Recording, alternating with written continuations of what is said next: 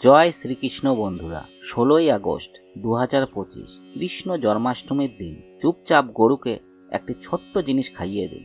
বিশ্বাস করুন, মাত্র 1 মাসের মধ্যে আপনি কোটিপতি হয়ে যাবেন। আজ আমি আপনাদের এমন এক বিরল তথ্য জানাতে চলেছি, যা যদি জন্মাষ্টমীর দিন গরুকে খাইয়ে দেন, তবে জন্মান্তরের সব কষ্ট ভগবান শ্রীকৃষ্ণের আশীর্বাদে চিরদিনের জন্য শেষ হয়ে যাবে। আসল কথা হলো, এই উপায়টি করলে নিশ্চিতভাবেই আপনার ওপর ভগবান শ্রীকৃষ্ণ ও মা লক্ষ্মীর অসীম কৃপা বর্ষিত হবে এবং আপনি ধনবান হয়ে উঠবেন। যদি না হন তবে আমাকে বলতে পারেন, আমি শপথ করে বলছি, শুধু যা বলা হচ্ছে সেটি জন্মাষ্টমীর দিন অবশ্যই পালন করবেন। কৃষ্ণ জন্মাষ্টমীর দিন চুপচাপ গরুকে এই একটি ছোট্ট জিনিস খাইয়ে দিন। আপনি শুধু কোটিপতি নন, আরবপতিও হতে পারেন। আপনার জীবনের সব সংকট, বিপদ, শনিদোষ, মঙ্গল দোষ, মৃত্যুদণ্ডের মতো বিপদ, পিতৃদোষ সবই তৎক্ষণাৎ শেষ হয়ে যাবে। সারা বছর আপনার ঘরে ধন সম্পদের ভাণ্ডার পূর্ণ থাকবে। বলা যায় আপনার 7 পুরুষ পর্যন্ত টাকা পয়সার রাজত্ব করবে। ব্যাংক ব্যালেন্স ক্রমাগত বাড়তে থাকবে। আপনার বেতন কখনো ফুরাবে না, বরং আরও বৃদ্ধি পাবে। সব দুঃখ, কষ্ট, বিপদ দূর হয়ে যাবে, আর সুখ আপনার পদতলে এসে ধরা দেবে। সব সুখ যেন আপনার পা ছুঁয়ে প্রণাম করবে। যদি জন্মাষ্টমীর দিন আপনি এই একটি ছোট্ট কিন্তু বিশেষ জিনিস গরুকে খাইয়ে দেন, তবে আপনার জীবনের দারিদ্র্য তৎক্ষণাৎ দূর হয়ে যাবে। একজন সাধারণ মানুষ রাজা হয়ে যাবে। 33 কোটি দেবদেবীকে ধারণকারী গোমাতার অসীম কৃপা সারা জীবন আপনার ওপর থাকবে। ভগবান শ্রীকৃষ্ণ ও মা লক্ষ্মীর কৃপায় আপনার ঘরে কখনো ধন, ধান, বস্ত্রের অভাব হবে না। ধনের ভাণ্ডার চিরকাল পূর্ণ থাকবে। তাই বন্ধুরা, জন্মাষ্টমীর দিন গোমাতার এই উপায়টি করলে দারিদ্র চিরতরে শেষ হবে। কিন্তু গরুকে কি খাওয়াতে হবে, সেই গুরুত্বপূর্ণ কথা বলার আগে আমি আপনাদের জন্মাষ্টমীর পূজা সম্পর্কে কিছু তথ্য জানিয়ে দিচ্ছি। পঞ্চাঙ্গ অনুযায়ী প্রতি বছর ভাদ্র মাসের কৃষ্ণপক্ষের অষ্টমী তিথিতে শ্রীকৃষ্ণ জন্মাষ্টমী পালন করা হয়। এই দিনই ভগবান শ্রীকৃষ্ণের জন্মোৎসব হয়। শাস্ত্রমতে ভগবান শ্রীকৃষ্ণের জন্ম হয়েছিল অষ্টমী তিথি, রোহিণী নক্ষত্র, বিষব রাশি ও বুধবারে মধ্যরাত্রিতে। এই দিনে শ্রীকৃষ্ণের বাল্যরূপ লাড্ডু গোপালের মূর্তি পূজা করা অত্যন্ত শুভ। এই বছর জন্মাষ্টমী পড়েছে 16ই আগস্টে। এই দিনে সর্বাত্ম সিদ্ধি ও অমৃত সিদ্ধি যোগ তৈরি হচ্ছে, যা এই দিনের মাহাত্ম্য আরও বৃদ্ধি করেছে।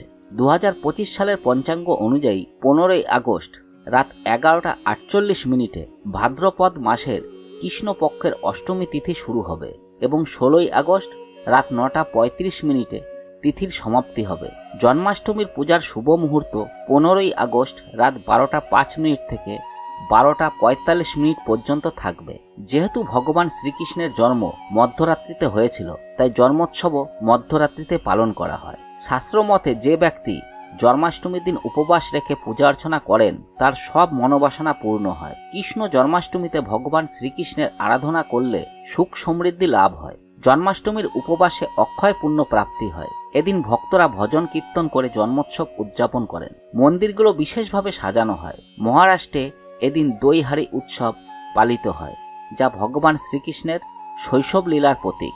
এবার আসি আসল কথায়। জন্মাষ্টমীর দিন যদি আপনি গরুকে এই ছোট্ট জিনিসটি খাওয়ান এবং তা কাউকে না বলেন, তবে বিশ্বাস করুন, আপনাকে কোটিপতি হওয়ার থেকে ভাগ্যও আটকাতে পারবে না। ভগবান শ্রীকৃষ্ণের প্রিয় গোমাতাকে কিছু না কিছু অবশ্যই খাওয়ানো উচিত। এতে মানুষের জন্মান্তরের দারিদ্র্য চিরতরে দূর হয়ে যায়। বন্ধুরা, যে দিনের জন্য সারা বছর ধরে পৃথিবীর প্রতিটি পণ্ডিত, জ্যোতিষী এবং হিন্দু ভাই অপেক্ষা করে থাকেন, সেই দিন এসে গেছে। কারণ এই দিনটি সারা বছরে একবারই আসে, বারবার নয়। আপনাদের জানিয়ে রাখি, হিন্দু ধর্মে জন্মাষ্টমী অত্যন্ত ধুমধাম ও ভক্তি ভরে পালন করা হয়। প্রকৃতিও যেন এই উৎসবকে স্বাগত জানায়। চারপাশে সবুজের সমারোহ, নারীরা গাছে দোলনা বেঁধে দোল খায়। চারিদিকে এক অনন্য আধ্যাত্মিক ও আনন্দময় পরিবেশ বিরাজ করে। জন্মাষ্টমী ভালোবাসার বার্তা নিয়ে আসে, তাই এই মাসকে অনেকে ভালোবাসার মাসও বলে থাকেন। বিবাহিত নারীরা জন্মাষ্টমীর উপবাস রাখেন। পাশাপাশি কুমারী মেয়ে ও পুরুষরাও এই উপবাস পালন করেন। এদিন প্রথমে ভগবান শ্রীকৃষ্ণের পূজা হয়, মা লক্ষ্মীর পূজা হয়, দেবদেবীর পূজা হয়, ভগবানকে ভোগ নিবেদন করা হয় এবং গোমাতারও পূজা করা হয়। শাস্ত্র ও পুরাণে স্পষ্ট বলা আছে, জন্মাষ্টমীর উপবাস ভগবান শ্রীকৃষ্ণ ও মা লক্ষ্মীর আশীর্বাদ প্রাপ্তির সেরা সুযোগ। এই দিনে ভগবান শ্রীকৃষ্ণ অত্যন্ত প্রসন্ন থাকেন এবং ভক্তদের উপর 2 হাত ভরে কৃপা বর্ষণ করেন। একটি বিশ্বাস আছে যে জন্মাষ্টমীর দিন সূর্যের আলোক অন্যান্য দিনের তুলনায় বেশি উজ্জ্বল থাকে। এই দিনে সূর্যদেবকে অর্ঘ্য দেওয়া হয়। নারীরা পূর্বজন্মের পাপমুক্তি ও সন্তানের কামনায় এই উপবাস করেন।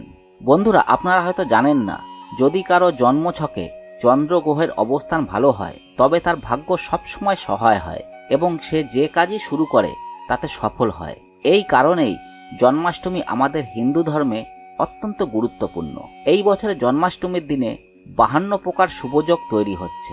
বহু বছর পর সূর্যের আলো এত উজ্জ্বল হবে যা গত 126 বছরে হয়নি। এদিন লক্ষ্মীযোগ, গ্রহযোগ, নক্ষত্রযোগ, অমৃত সিদ্ধি যোগের মতো বিরল শুভযোগের সৃষ্টি হবে। এই দিনে সারাদিন উপবাস করলে ভগবান শ্রীকৃষ্ণ ও মা লক্ষ্মীর আশীর্বাদ মেলে এবং মনোবাসনা পূর্ণ হয়। যদি আপনি ব্রহ্ম মুহূর্তে উঠতে না পারেন, পবিত্র নদীতে স্নান করতে না পারেন বা সারাদিনের উপবাস রাখতে না পারেন, তবুও যদি আপনি এদিন গোমাতার পুজো করেন এবং ভাগবত গীতায় বর্ণিত কিছু খাওয়ান, তবে 1000 কন্যাকে ভোজন করানোর সমান পুণ্য লাভ করবেন। সাধারণত জন্মাষ্টমীর দিনে স্নান ও দান অত্যন্ত গুরুত্বপূর্ণ, কিন্তু যদি এদিন জ্যোতিষ ও তন্ত্রশাস্ত্র অনুযায়ী গোমাতার এক বিশেষ উপায় করেন, তবে আপনার জন্মান্তরের দারিদ্র্য চিরতরে শেষ হয়ে যাবে। এই উপায় করলে নিশ্চিতভাবেই ভগবান শ্রীকৃষ্ণের কৃপা লাভ করবেন এবং ধনী হয়ে উঠবেন। এই দিনে ভগবান শ্রীকৃষ্ণের পূজার পাশাপাশি গোমাতার পূজা অবশ্যই করা হয় এবং গোমাতাকে কিছু না কিছু খাওয়ানো হয়, কারণ ভগবান শ্রীকৃষ্ণ গোমাতাকে অত্যন্ত ভালোবাসেন। এখন আপনারা নিশ্চয়ই ভাবছেন, গোমাতাকে ঠিক কি খাওয়ালে এবং কিভাবে এই উপায় করলে ভগবান শ্রীকৃষ্ণ ও মা লক্ষ্মীর আশীর্বাদ পাওয়া যাবে। আপনারা হয়তো খেয়াল করেছেন, দীপাবলি, ধনতেরাস বা জন্মাষ্টমীর পূজায় গোমাতার পূজা করা হয় এবং ভোগ থেকে কিছু খাওয়ানো হয়। অন্তত 2টি পুরি অবশ্যই দেওয়া হয়। আজ আমি আপনাদের গোমাতার সঙ্গে সম্পর্কিত এমন একটি উপায় বলবো, যা করলে জীবনের সব দুঃখ, কষ্ট, বাধা এবং অর্থ সংক্রান্ত সমস্যা দূর হবে। আপনার জীবন সমৃদ্ধ হবে, ধন লাভের যোগ সৃষ্টি হবে এবং ঘরে সবসময় ধন সম্পদ, বস্ত্র ও সুখের ভাণ্ডার পূর্ণ থাকবে। এছাড়া এদিন ভগবান শ্রীকৃষ্ণ ও গোমাতার সঙ্গে সঙ্গে হনুমানজি, মঙ্গল দেবতা ও ভগবান শনিদেবের পূজাও করা উচিত। আপনাদের জানিয়ে রাখি, জন্মাষ্টমীর এই দিনে যদি আপনি হনুমানজি, মঙ্গল দেবতা এবং ভগবান শনিদেবের পূজা করেন, তবে মঙ্গলের গ্রহজনিত সমস্ত দোষ দূর হয়ে যায়। জীবনে ধন, সুখ ও সমৃদ্ধির প্রাপ্তি ঘটে আর মানুষের সব মনোবাসনা পূর্ণ হয়। বন্ধুরা, আমি আপনাদের বলতে চাই, এমন জ্ঞানবর্ধক তথ্য আপনি অন্য কোথাও পাবেন না, কিন্তু আমাদের চ্যানেল ভাগ্যের চোখেতে আমরা আপনাদের প্রতিটি বিষয়ই শ্রী ভগবত গীতার আলোকে জানিয়ে থাকি। তাই এই ভিডিওটি অবশ্যই লাইক করুন। আরেকটি অনুরোধ, আপনারা কমেন্ট বক্সে অবশ্যই নিজের রাশি লিখে দিন, যাতে আপনার রাশির ভিত্তিতে আমরা আপনাদের কিছু বিশেষ উপায় জানাতে পারি যা আপনাদের উপকারে আসবে। আমরা রাশিফল অনুযায়ী উপায়ও বলে থাকি, তাই আপনারা কমেন্ট বক্সে রাশি অথবা নাম লিখুন এবং অবশ্যই জয় গোমাতা লিখুন। এবার একটি উপায় অবশ্যই করতে হবে। গোমাতার উপায় বলার আগে আমি আপনাদের আরেকটি বিশেষ উপায় বলে দিচ্ছি। সন্ধ্যাবেলায় পিপল গাছের নিচে আপনাকে আটা দিয়ে তৈরি 4 মুখো প্রদীপ বানাতে হবে। প্রদীপের 4টি মুখে তুলোর সলতে বসিয়ে সরিষার তেল দিয়ে জ্বালাতে হবে। লাল সুতো ব্যবহার করে প্রদীপটিকে জ্বালান। প্রতিটি দিকের সলতে আলাদা করে জ্বালিয়ে দিন আর মাঝখানে 2টি গোটা লবঙ্গ রেখে দিন। এরপর দেখবেন জীবনে আশ্চর্য পরিবর্তন আসছে। শুধু প্রদীপ জ্বালান, মনোবাসনা জানিয়ে দিন আর রেখে দিন। যারা এখনো আমাদের চ্যানেল সাবস্ক্রাইব করেননি তারা এখনই করে নিন, যাতে সরাসরি এমন মূল্যবান তথ্য পেতে থাকেন। বন্ধুরা, এবার আসি গোমাতার সেই বিশেষ উপায়ের কথায়। এটি অত্যন্ত শক্তিশালী, অত্যন্ত কার্যকরী এবং খুবই লাভজনক। এই উপায় করলে 7 পুরুষ পর্যন্ত আপনার পরিবারে অর্থাভাব আসবে না। জীবনের দুঃখ, কষ্ট, বিপদ ও সংকট দূর হবে আর সমস্ত সুখ আপনার জীবনে আসবে। জন্মাষ্টমীর দিনে আপনাকে অবশ্যই ভগবান শ্রীকৃষ্ণের পূজা করতে হবে এবং সেই সঙ্গে গোমাতার পূজা করতেই হবে। পূজার জন্য যে ভোগ প্রস্তুত করবেন সেখান থেকে 2টি পুরি গোমাতাকে অবশ্যই খাওয়াতে হবে। শুধু শুকনো পুরি নয়, পুরীর সঙ্গে মিষ্টি, সবজি বা হালুয়া যা বানিয়েছেন তাও দিতে হবে।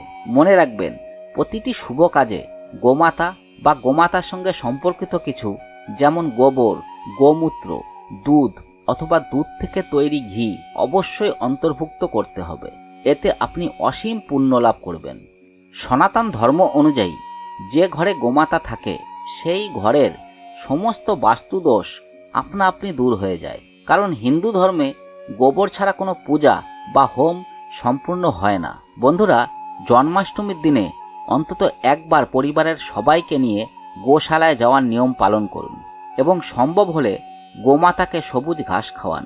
এতে সব বাস্তুদোষ শান্ত হয়ে যায়। আপনাদের প্রিয় চ্যানেল ভাগ্যের চোখে কখনো মিথ্যা কিছু বলে না, তাই কারো ভুল পথে প্ররোচিত হবেন না। কারণ অনেকেই আছেন যাদের বাস্তুশাস্ত্রের কোনো জ্ঞান নেই, তবুও তারা অকারণে উপায় বলে বেড়ান।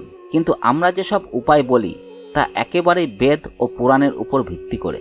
গ্রীষ্মকালে গোমাতাকে পানি পান করান এবং শীতকালে গোমাতাকে অবশ্যই গুড় খাওয়ান। বিশেষ করে জন্মাষ্টমীর দিনে গোমাতাকে গুড় খাওয়ানো অত্যন্ত জরুরি। তবে মনে রাখবেন, গ্রীষ্মকালে গোমাতাকে গোদানা খাওয়াবেন না। গোমাতা, যিনি বহু দেবদেবতাকে নিজের শরীরে ধারণ করেন, তার সঙ্গে জড়িত অনেক শুভ ও অশুভ সংকেতও রয়েছে। যেমন যদি গোমাতার দুধ দোহনের সময় তিনি লাথি মেরে দুধ ছড়িয়ে দেন, তবে তা অশুভ সংকেত বলে মনে করা হয়। আবার কেউ যাত্রা শুরু করার সময় যদি গোমাতা তাকে স্পর্শ করেন, তবে সেই যাত্রা সফল হয়।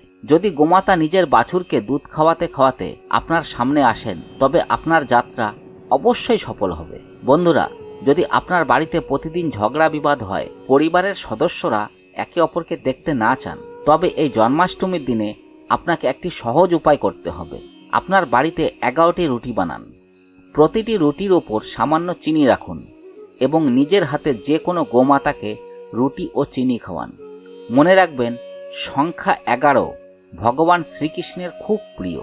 বেদ পুরাণে লেখা আছে, ভগবান শ্রীকৃষ্ণের পূজায় যখন সংখ্যা 11 ব্যবহার করা হয় এবং মন্ত্রজপ করা হয়, তখন সেই পূজা তৎক্ষণাৎ সফল হয়। জন্মাষ্টমীর দিনে কেউ যদি গোমাতাকে রুটি ও চিনি খাওয়ায়, তবে সেই ব্যক্তির ঘরে চিরকাল ভগবান শ্রীকৃষ্ণের আশীর্বাদ বিরাজ করে।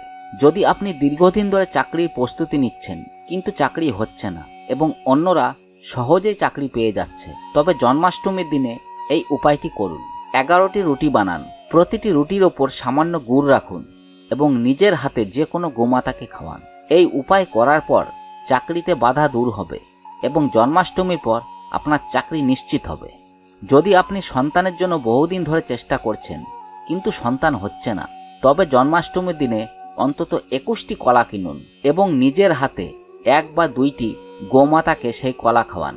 বেদ পুরাণে বলা হয়েছে, জন্মাষ্টমীর দিনে গোমাতাকে কলা খাওয়ালে সন্তানের যোগ তৈরি হয় এবং সেই সন্তান হবে বিদ্বান ও পরিবারের গৌরব বর্ধনকারী।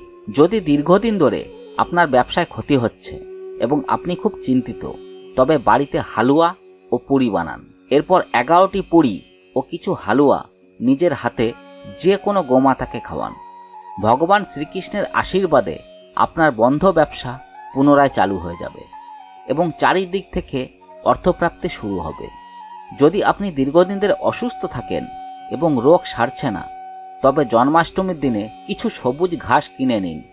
তারপর যে কোনো গোশালায় গিয়ে যত গোমাতা আছে তাদের সবাইকে ভালো করে সবুজ ঘাস খাওয়ান। এই সহজ উপায় করলে আপনার স্বাস্থ্যের উন্নতি হবে এবং অসুখ দূর হয়ে যাবে।